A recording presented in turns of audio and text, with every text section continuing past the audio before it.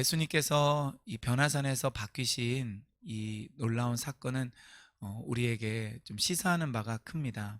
첫째는 6일 전에 예수님께서 자기 자신이 어떠한 분인지 제자들에게 그 신앙 고백을 어, 들어보셨죠.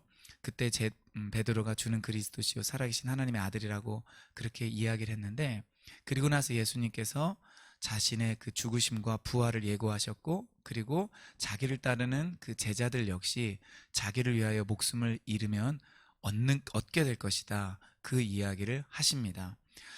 오늘 이 본문은 그런 제자들에게는 어떻게 보면은 큰 소망이 되는 말씀입니다. 또 우리에게도 소망이 됩니다. 왜냐하면 우리가 예수님을 따라갈 때 우리 앞에 여러 가지 고난이나 어려움이나 심지어 죽음이 있을 수도 있지만, 그러나 그것이 끝나는 것이 아니라 예수님께서 변형이 되신 것처럼 우리들에게도 그런 변형이 있을 것이다. 그 변형은 먼저는 부활을 통해서 우리가 체험하게 될 것이며, 그리고 궁극적으로는 예수님이 재림하실 때 우리에게 완전히 성취될 것이다. 바로 그것을 우리에게 보여주는 것입니다. 그렇기 때문에 우리에게 소망이 되는 것입니다.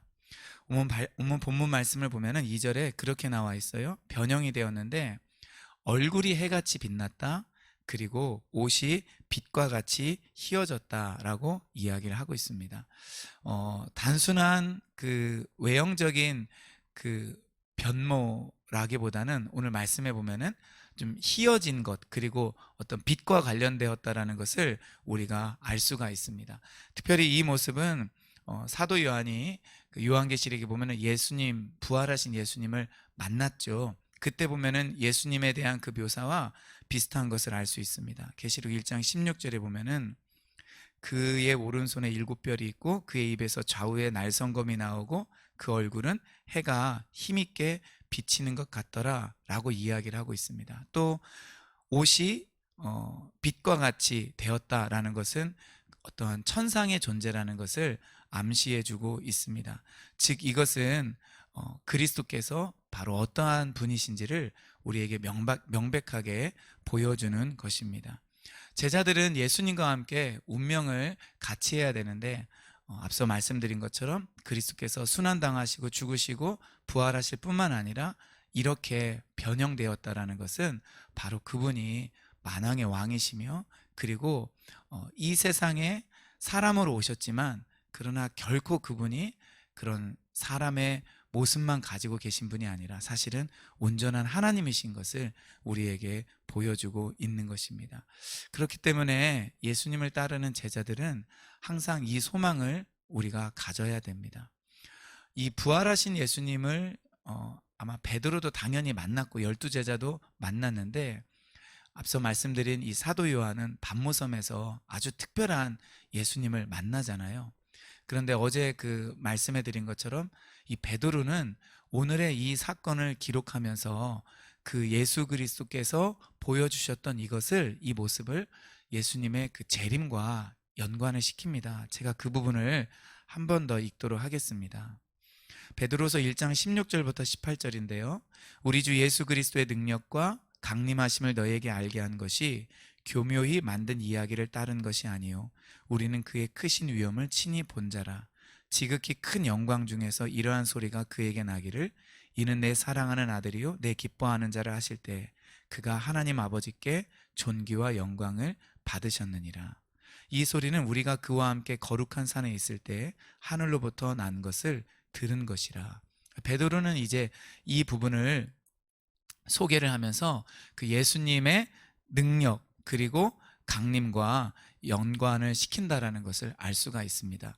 그렇기 때문에 예수님을 따르는 우리는 결국에는 우리가 이 땅에서 초라하고 또 연약하고 어려움을 겪을 수 있지만, 또 순환도 겪을 수 있지만, 우리가 예수 그리스도와 같이 변화되어서 그리스도 다시 오실 때 영광을 경험할 것을 믿게 되는 것입니다. 사실 이것은 지금 대한민국에 사는 우리 그리스도인들보다, 아니면은 어떠한 선진국에 사는 그리스도인들보다 박해를 받고 또 이슬람권이나 또 선교지와 같은 그런 척박한 곳에서 사는 많은 그리스도인들에게 저는 정말로 큰 소망을 주리라고 생각을 합니다. 또한 우리가 그리스도를 위하여 적극적으로 고난을 당하고 있다면 역시 그러한 사람들에게도 소망이 될 것인데 우리 역시 비슷한 같은 소망을 가질 수 있기를 주의 이름으로 축원드립니다. 우리 다음 말씀 보면은요. 4절에 3절에 보니까 모세와 엘리야가 갑자기 출현을 합니다. 그래서 무엇을 하죠? 예수님과 대화를 하고 있다라고 베드로는 마태는 기록을 하고 있습니다. 이 모세와 엘리야가 등장했다라는 것은 굉장히 의미심장한 일입니다. 우리 얼마 전에 신명기 말씀에서 읽었을 텐데 18장 16절 이런 말씀이 있죠. 내가 그들의 형제 중에서 너와 같은 선지자 하나를 그들을 위하여 일으키고 내 말을 그 입에 두리니 내가 그에게 명령하는 것을 그가 무리에게 다 말하리라. 즉 그와 같은 선지자를 하나님께서는 보내주시겠다고 일으키시겠다고 말씀하셨습니다. 바로 이 모세와 같은 선지자 예수님을 말하는 거고요. 또 말라기 4장 5절에 보면은 보라 여호와의 크고 두려운 날이 이르기 전에 내가 선지자 엘리야를 너에게 보내리니 즉 예수님께서 오시기 전에 이 엘리야와 같은 선지자를 보낼 것이다 예언을 하고 있습니다. 즉 이 모세와 엘리야가 나타나서 예수님과 함께 대화를 하고 있었다라는 것은 바로 그 예언된 그분이 예수님이라는 것을 보여주고 있는 것입니다. 굉장히 상징적인 두 인물의 출현이라는 것을 알 수가 있죠. 그런데 이제 베드로는 이 당시에는 너무 아마 두려웠고 정신이 없었기 때문에 하나는 예수님을 위하여, 하나는 모세를 위하여, 하나는 엘리야를 위하여 초막을 자기가 짓고 싶다, 이렇게 이야기를 하는 것을 우리가 볼 수 있습니다. 그런데 그때 또 구름이 임하고 이제 하늘로부터 소리가 납니다. 구름이라는 것은 구약도 마찬가지지만 항상 하나님의 임재를 보여주고 있는 것입니다. 나중에 예수님께서도 구름을 타고 다시 이 땅에 오시죠. 자, 어떤 소리가 나냐면은 내 사랑하는 아들이요 내 기뻐하는 자니 너희는 그의 말을 들으라 이렇게 이야기를 하고 있습니다.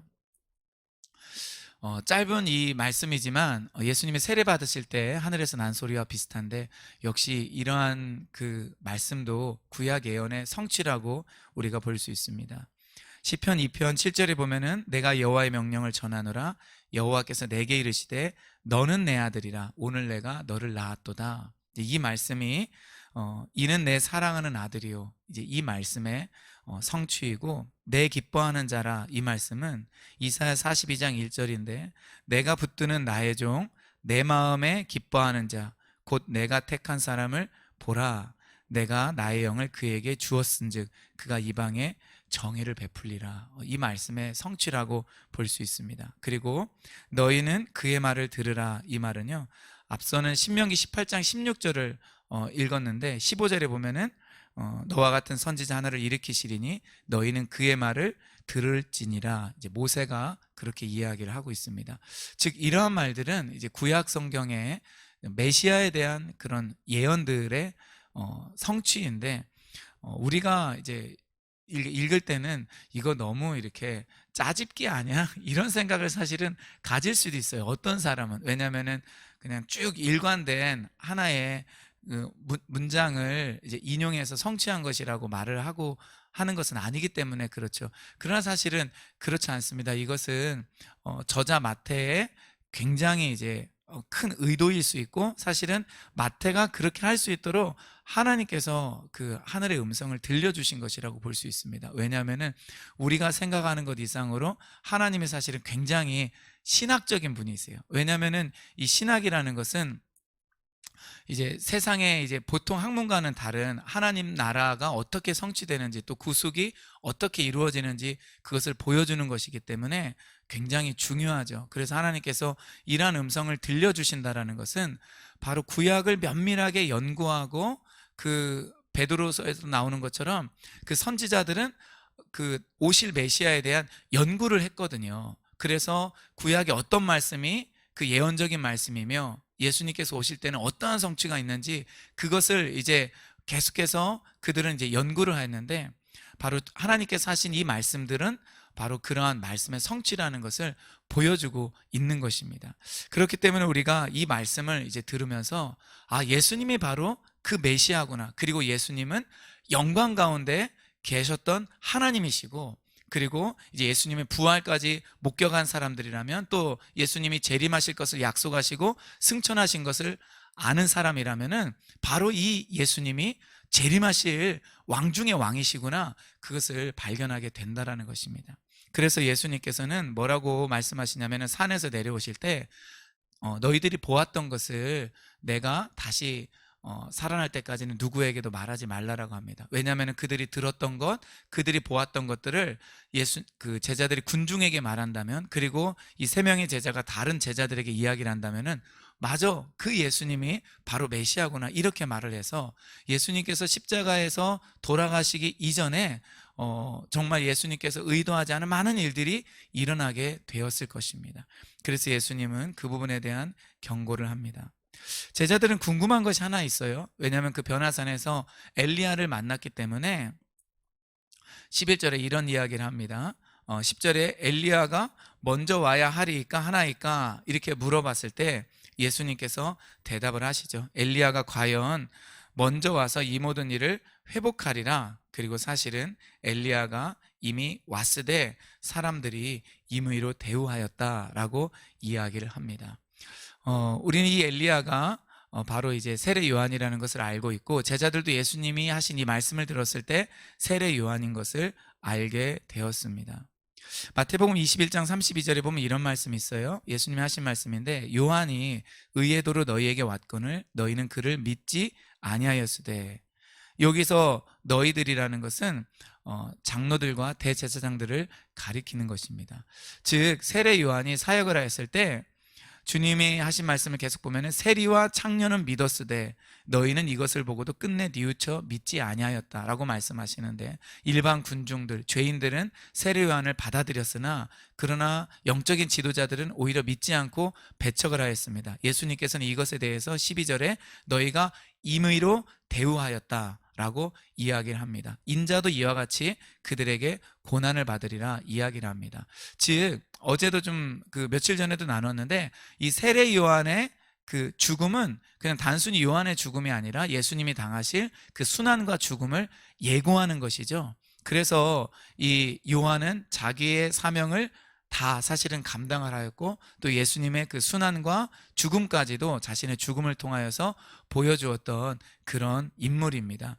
이렇게 해서 예수님께서는 이 변화산에서의 그 사건을 마무리 짓습니다. 우리가 주님을 따를 때 여러 가지 어려움이 있지만 우리도 결국 주님의 길을 갈 수 있다, 또 주님의 길을 가게 되어 있다라는 것을 늘 마음에 새기면서 이 땅에서 때로 초라함을 느끼거나 아니면은 힘든 그런 여정들을 느낄 때 이 주를 끝까지 신뢰함으로 우리가 승리할 수 있기를 바라고요. 세례 요한의 사역 자체가 사실은 우리가 가야 될 그 사역을 보여주고 있습니다. 그래서 우리는 다시 오실 그 예수님의 길을 예비하면서 우리 흔들리지 않고 주님을 따라가는 저와 여러분들 되기를 주의 이름으로 축원드립니다.